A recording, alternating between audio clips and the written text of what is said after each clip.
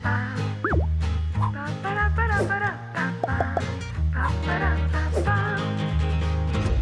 한 스푼 시즌2. 네, 안녕하세요. 오늘 신앙 한 스푼 마지막 회 시작하도록 하겠습니다. 마지막이니까 너무 많이 아쉬우시죠, 다들? 네, 이 아쉬운 마음을 달래기 위해서 많은 분들에게 저희가 신앙 사연들을 많이 받았어요. 다양한 질문들을. 그래서 그 질문들을 이제 목사님과 함께 풀어나가려고 합니다. 네, 목사님 안녕하세요. 그래요. 질문이 많이 들어왔어요. 네, 엄청 들어왔어요. 아이고 어떡하지?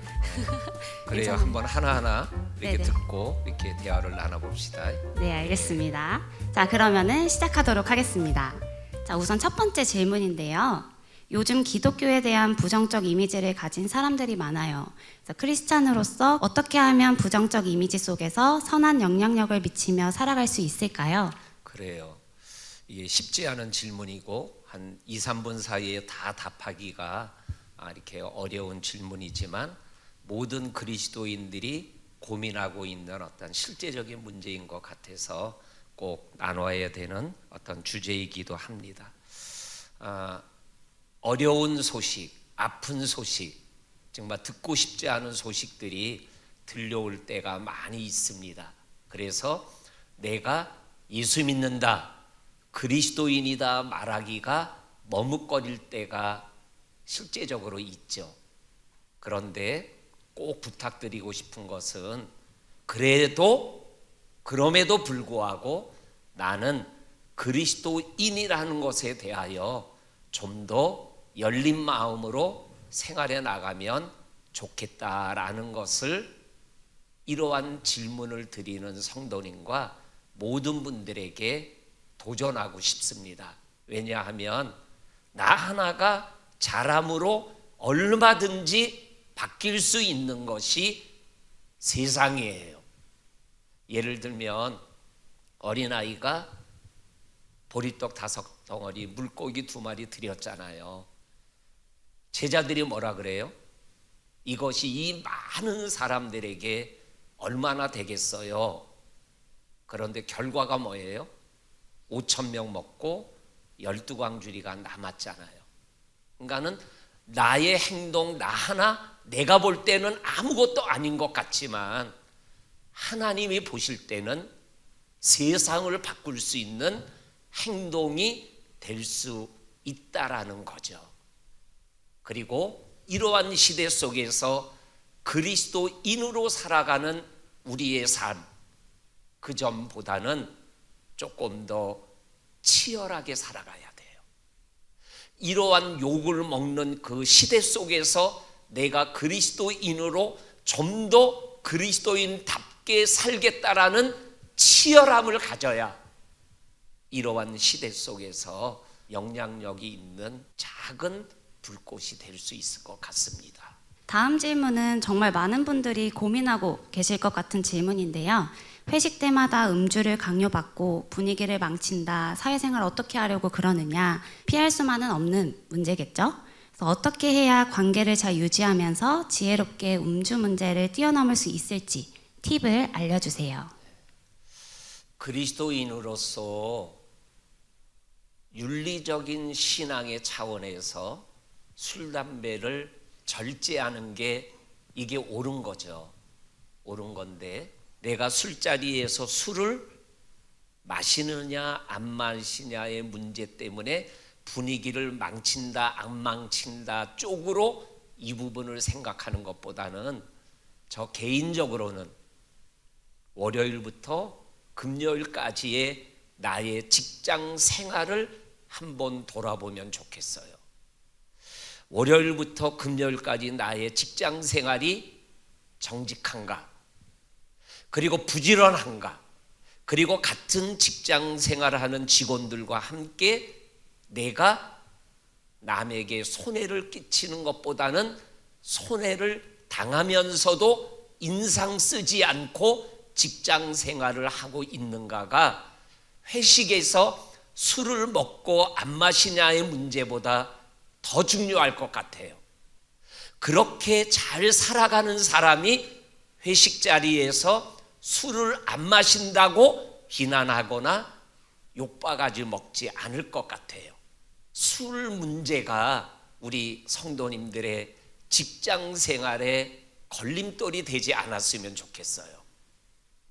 그리고 또 하나 이제 우리 교회 안에 이렇게 식당하는 교인들이 있잖아요. 근데 교인 중에 한 분이 목사님, 내가 술을 팔아야 돼요, 말아야 돼요? 이렇게 질문하며 죄책감이 있다라고 얘기를 하더라고요. 그때 제가 좀 마음이 조금 아팠어요. 이 부분은 죄책감의 문제가 아니에요. 내가 식당을 하면서 음료를 이렇게 내놓는 것이 돈을 벌고 먹고 살기 위해서 술을 내놓는 게 아니잖아요. 주업은 음식을 파는 거잖아요. 그러면서 술을 마시는 사람들이 있으니까 술을 내놓는 거잖아요. 그래서 이 부분에 대해서는 절대로 죄의식을 갖지 말고 내 주업은 음식을 파는 거다, 여기에 마음을 가지고 생활해 나가며, 제가 조금 이렇게 한마디를 드리고 싶으면, 이렇게 손님들이 앉아서 음식을 먹으며 술을 한 잔 두 잔 마시잖아요. 저들이 취할 때까지 술을 마시지 않게 해주세요. 그리고 매일마다 술 먹는 손님이 있는데 일주일에 한두 번만 마시게 해주세요. 이렇게 기도하면 하나님이 그 기도 안 돼! 이렇게 하실까요? 아니면 그 기도를 하나님이 기쁘게 받으실까요? 우리 사랑하는 성도님들, 삶의 현장에서 힘들게 살아가며 정말 그러한 것들 때문에 죄책감, 죄의식 좀 벗어날 수 있으면 좋겠어요. 자, 그럼 그 다음 질문으로 넘어갈게요. 자, 그 다음 질문. 남편과 헌금 문제로 갈등하고 있습니다. 본교회가 아닌 선교단체에 11조를 드리고 싶다고 하는데 저로선 본교회 중심으로 헌금 생활을 하는 것이 옳다라고 생각을 하거든요. 올바른 헌금 생활에 대한 조언을 부탁드립니다. 먼저 이 질문을 한 성도님 남편도 아내도 칭찬하고 싶어요.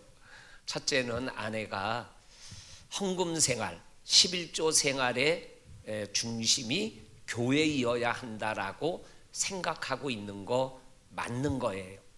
그래서 좋은 믿음의 생각을 가지고 생활하는 그 성도님을 칭찬하고요. 그 다음에 또 하나는 선교 단체에 헌금하고 싶어하는 남편도 좋은 생각을 가지고 있는 것이기 때문에 칭찬하고 싶어요. 근데 칭찬받는 믿음을 가지고 있으면서 이것 때문에 좀 갈등이 있다라는 것은 목회자로서 마음이 조금 아파요. 왜냐하면 헌금은 교회에 드리냐 선교단체에 드리냐가 우선이 아니에요. 헌금은 최고의 우선은 하나님 앞에 드린다라는 거예요. 그러니까 교회에 드려도 돼요. 선교단체에 드려도 돼요. 그런데 올바른 우선적 헌금 생활은 교회를 중심으로 하는 것이 좋아요. 그럼 목사님 한쪽만 그게 아니에요. 그 부부에게 제가 하나의 작은 어떤 이렇게 방법을 가르쳐 드린다면, 교회 헌금하세요. 헌금할 때 가로 열고 선교비로 써주세요. 더 구체적으로 어느 선교 단체에 헌금해 주세요. 이렇게 하면 교회 중심이 되고 그 목적 헌금은 그 목적대로 쓰여지는 아내와 남편의 믿음의 생활에 좋은 일들이 일어나게 됩니다. 그래서 제일 중요한 거, 헌금은 교회 내냐 어디에 내느냐가 아니라 하나님에게 내는 거다라는 것을 가지고 이 문제를 해결해 나가면 잘 해결될 수 있을 것 같습니다. 그리고 또 하나는 제가 목회를 시작하기 전에 선교단체에서 한 6년간 전임 사역을 했었거든요. 그래서 우리 그 남편 같은 마음을 가진 분들 때문에 선교단체가 감당해 오고 있는 거예요. 저희 교회도 선교를 위해서 선교단체를 잘 섬기려고 애쓰고 있으니까 우리 성도님들 믿음 안에서 이 물질적 삶에 하나님의 은총과 축복이 있기를 특별히 기도하겠습니다. 네, 감사합니다. 자, 그럼 그 다음 질문으로 또 바로 넘어가 보도록 할게요. 그 다음 질문은 일상적인 생활 속에서 이제 각자의 신앙생활을 어떻게 해나가야 하는지에 관련된 질문인 것 같아요. 자, 그럼 제가 질문을 한번 읽어보도록 하겠습니다. 균형 잡힌 신앙생활을 위해 꼭 필요한 요소는 무엇일까요? 교회 내에서 그리고 가정과 직장 등 주어진 자리에서 사명자로 살아가기 위해 필요한 것이 무엇인지 알고 싶습니다. 예. 신앙생활 그리고 우리의 일상에서도 균형을 잡힌 삶을 살아가는 건 굉장히 중요하죠. 예수님에 관해서도 예수님이 균형이 잡혔다라는 말씀이 누가복음 2장 52절에 보면 나와요. 예수는 그 키와 지혜가 자라가며 하나님과 사람에게 더 사랑스러워 가시더라라는 말씀이 나와요. 거기에 보면 키는 육체적, 그리고 지혜는 정신적, 그리고 하나님은 영적, 그리고 사람은 사회적이다. 그래서 요 네 가지의 균형 있게 살아야 되는 것이다 라고 이야기를 해요. 그런데 저는 개인적으로 그러한 균형도 있지만 균형에 대한 가장 중요한 요소는 오늘 누가복음 2장 52절에 보면 키와 지혜가 자라가며 하나님과 사람에게 더 사랑스러워 가셨다라는 자라가며와 더라는 데 초점이 있어요. 균형 잡힌 삶을 한마디로 표현하면 성숙해져 가는 거예요. 자라가는 거예요. 작년보다 올해가 조금 자랐으면 균형이 잡혀가는 거예요. 그런데 자라감이 없었다. 그러면 균형이 무너지는 거예요. 그리고 우리들의 균형은 죽을 때까지 완전할 수 없어요. 조금씩 조금씩 자라가는 거죠. 그래서 이 성숙이 균형 잡힌 삶의 아주 중요한 요소예요. 그러면 성숙이라는 것을 조금 설명할 필요가 있을 것 같아요. 오늘 질문에 보면 교회와 가정과 사회 속에서 우리가 어떻게 균형 잡힌 소명적 삶을 살아갈 수 있을까요? 라는 질문이 후반부에 나왔는데 교회 생활, 가정 생활, 직장 생활이 다 따로따로 다르면은 성숙한 게 아니에요. 교회에서는 믿음 있는 모습인데 가정에서는 자녀들의 눈에 볼 때는 집사라는 엄마가 저 정도야? 이러면 균형 잡힌 게 아니죠. 사회에서 너 예수 믿는다라는 게 그렇게밖에 못하니? 라는 소리를 듣는 거 이거 성숙하지 못한 거죠. 그래서 교회에 있는 내 모습이나 가정에 있는 내 모습이나 그리고 세상 속에 있는 내 모습이 다 똑같았을 때 이게 균형 잡힌 거고 성숙한 그리스도인의 모습을 보여주고 있는 삶을 살아가는 거예요. 우리들이 그러한 균형 잡힌 삶을 이 땅에서 살아갈 수 있으면 참 좋겠습니다. 네, 목사님께서 성숙에 관한 말씀을 해주셨는데 요즘은 코로나로 인해서 혼자 신앙생활을 해야 할 일들이 많아졌잖아요. 그런 시간도 많이 늘어나고 그럴 때 혼자 할 수 있는 가장 효율적인 묵상 방법, 나 혼자 성숙해질 수 있는 방법이 혹시 있을까요? 이 질문하시는 성도님께 감사드려요. 코로나 때 홀로 있는 시간이 많은 시간을 성숙의 시간으로 삼고 싶어하는 이 이쁜 마음을 감사한 마음으로 받고 거기에 대한 작은 저의 답을 드리고 싶어요.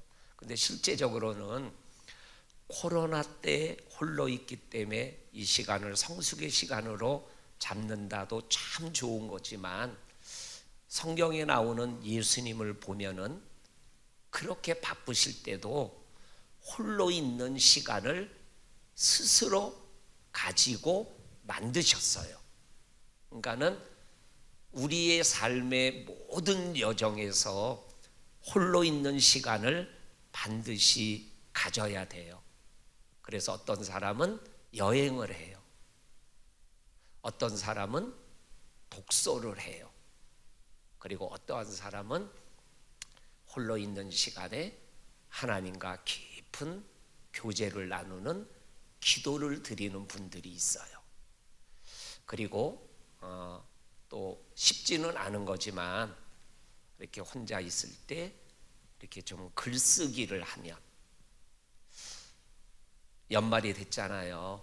그러니까는 올 한 해를 이렇게 생각하면서 이렇게 특별한 것들이 기억나고 생각나면 이렇게 글을 써 나가게 되면 그것이 참 내 개인의 삶에 큰 도움이 됩니다. 개인적으로 제가 큐티를 하고 큐티책에다 이렇게 그날에 하나님이 주셨던 느낌과 마음을 쭉 기록을 해요. 그런데 5년 10년 지나고 그 큐티했던 거를 딱 펼쳐보면 그때 내가 이 시간에 이러한 말씀을 묵상했던 것들이 새록새록 떠올 때가 있고, 어떨 때는 잘 기억이 안 나지만 그때 내가 이 말씀을 이렇게 묵상해서 하면서 내 모습에 대한 성숙했던 모습, 성숙해져 온 모습들을 보게 되면서 뿌듯함을 느끼게 되어집니다. 우리 성도님들도 이 코로나 상황 속에서 그러한 작은 그러나 어떤 성숙을 위하여 자기가 가질 수 있는 시간들을 이렇게 가져나가면 좋겠습니다.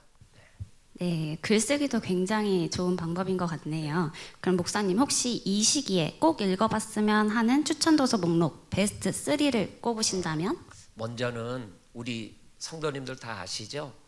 우리 교회가 매월 추천 도서 한 권씩 추천하는 거 다 아시죠? 그 책을 읽으시면 돼요. 그런데 개인적으로 저한테 말씀해 주셨으니까 오래된 책이지만 지금 코로나 상황 속에서 꼭 읽어봐야 되는 책 중에 하나가 뭐냐면 독일의 신학자인 보네포라는 분이 계셔요. 이렇게 많이 아실 거예요. 그분이 쓴 신도의 공동생활이라는 책이 있어요. 그래서 성도들은 공동생활, 더불어의 삶을 살아가는 축복이 있어야 된다. 그러면서 신도의 공동생활에 대한 내용들을 기초부터 깊숙한 자리까지 한 단계 한 단계 이끌어가는 장면이 나와요. 그래서 한번 신도의 공동생활이라는 보네포 목사님의 그 글을 한번 이번 코로나 기간에 한번 읽어보면 참 좋겠고요. 그 다음에 또 하나는 제가 참 읽고 감동을 받고 좋아했던 책인데, 우리나라 이렇게 신앙인 중에 함석헌 씨라고 계셔요. 그분이 쓴 뜻으로 본 한국 역사라는 책이 있어요. 근데 원래 그 책은 성서조선이라는 한 달에 한 번씩 나오는 월간 기독교 잡지에 함석헌 선생님이 연재했던 거예요. 근데 그때 연재했던 제목이 뭐냐면 성서적 입장에서 본 조선 역사. 근데 그것이 한 권의 책으로 나오면서 성서라는 단어 대신에 뜻으로 본 한국 역사라는 책으로 나왔어요. 그 책을 한번 꼭 읽어보면 이 한국 역사 속에 하나님의 십자가의 역사가 있다. 그리고 우리 민족은 부활의 자리로 나아가고 있다. 이렇게 얘기할 때 젊었을 때 읽은 책인데 얼마나 감동이 되고 도전이 되고 저의 피를 끓게 했는지 몰라요. 그리고 또 하나는 누구나 다 편안하게 읽을 수 있는 거. 우리나라 아동 작가인 권정생 선생님이 계셔요. 오물덩이처럼 뒹굴면서라는 책이 있어요. 제가 신학교 때 오물덩이처럼 뒹굴면서라는 책을 읽었는데 제가 얼마나 울었는지 몰라요. 이렇게 살면서도 강아지 똥이나 몽실 언니 같은 글을 쓸 수 있는 그분의 삶이 얼마나 감동으로 다가왔는지 몰라요. 수많은 책들이 있지만 오늘 코로나 시대에 따뜻함을 주는 권정생 선생님의 글들을 좀 접하면 좋겠다라는 생각이 들어집니다. 네, 좋은 책들 추천 감사합니다. 그래요. 여러분 모두 잘 들으셨죠? 다들 이 책 3권 꼭 읽어보시기 바랍니다. 목사님, 아까 질문에서 개인 묵상 방법에서 기도 이야기가 나왔었잖아요. 네. 안 그래도 이런 질문이 하나 들어왔어요. 요즘 기도가 잘 나오지 않습니다. 기도의 자리를 회복할 수 있는 방법이 있을까요? 목사인 저도 기도가 안 될 때가 있어요. 그러니까 얼마나 답답한지 몰라요. 그때 제가 개인적으로 이렇게 하는 거는 그래도 기도를 포기하시면 안 돼요. 기도가 잘 안 돼도 기도줄이 안 잡혀도 그래도 기도 시간을 포기하시면 안 돼요. 딴 생각이 나고 답답해도 기도하는 것을 끝까지 붙잡아야 됩니다. 그 다음에 또 하나는 좀 기도를 부탁하세요. 저 친구 목사한테 이렇게 어렵고 힘들 때, 내가 기도가 안 되고 이러한 문제가 있다. 그리고 부탁하면 그 친구가 기도해주고 문제가 해결되어지고 또한 기도줄이 잡히는 그러한 것을 경험했던 것이 기억이 납니다.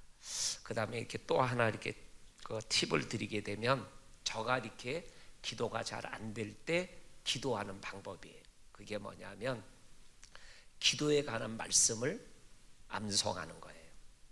그리고 그 암송하는 기도 말씀이 내 기도가 되는 거예요. 예를 들면 사도행전 4장 31절에 보면 빌기를 다하매 모인 것이 진동하더니 다 성령 충만함을 받아 담대히 하나님의 말씀을 전하니라 라는 말씀을 암송하는 거예요. 그러면서 하나님, 내가 성령 충만하지 못해서 기도가 안 나와요. 하나님 성령 충만하게 해주세요. 이러한 기도를 드리는 거예요. 또 예를 들면 요한복음 15장 7절에 보면 너희가 내 안에 거하고 내 말이 너희 안에 거하면 무엇이든지 원하는 대로 구하라 그리하면 이루리라 라는 말씀이 있어요. 그러면 그 말씀을 외우면서 나도 모르게 하나님, 내가 예수님 안에 거하지 않으니까 기도가 안 되네요. 내 신앙이 무너지네요. 그렇게 기도가 나오는 거예요. 그리고 주님의 말이 너희 안에 거하며 주님의 말씀이 내 안에 없으니까 내가 이렇게 무너지고 마네요. 하나님, 하나님의 말씀이 나를 붙잡아 주게 나의 말씀을 주세요. 이렇게 기도를 하는 거예요. 그러면 이 약했던 기도줄이 아주 강해지고 다시 기도가 회복되어지는 것을 경험하게 되어져요. 그 다음에 또 하나는 같이 기도하는 거예요. 내 기도가 안 될 때 나를 사랑하고 나를 위하여 기도하는 사람과 함께 같이 기도하는 거예요. 그러면 기도를 빨리 회복할 수 있어요. 우리 기도의 삶에 컬컬함이 있는 성도들 정말 기도에 강력한 은혜와 축복이 임할 수 있기를 저도 기도하겠습니다. 네, 감사합니다. 오늘 이런 질문들을 듣고 답변을 들으면서 개인의 신앙생활도 중요하지만 또 옆에 있는 함께하는 사람들과 함께하는 그런 신앙생활도 굉장히 중요하다는 것을 깨달았던 시간인 것 같아요. 감사합니다. 네, 목사님 이제 아쉽게 오늘이 신앙 한 스푼 마지막 회인데 마지막으로 시청자들의 아쉬움을 달래줄 말씀 한마디만 해주시면 감사하겠습니다. 우리 성도님들 지금까지 잘 살아오셨어요. 그러니까 혹 지금의 내 상황이 이렇게 조금 힘들거나 그리고 부끄럽다고 느껴지는 거 그런 거 너무 이렇게 심각하게 생각하지 마시고 지금까지 잘 살아오셨습니다. 그리고 우리들 주변에 내 주변에 전능하신 하나님이 불꽃 같은 눈으로 나를 보고 계시다라는 거 그거 꼭 인지하고 인생을 살아가면 좋겠어요. 나는 혼자 있지 않습니다.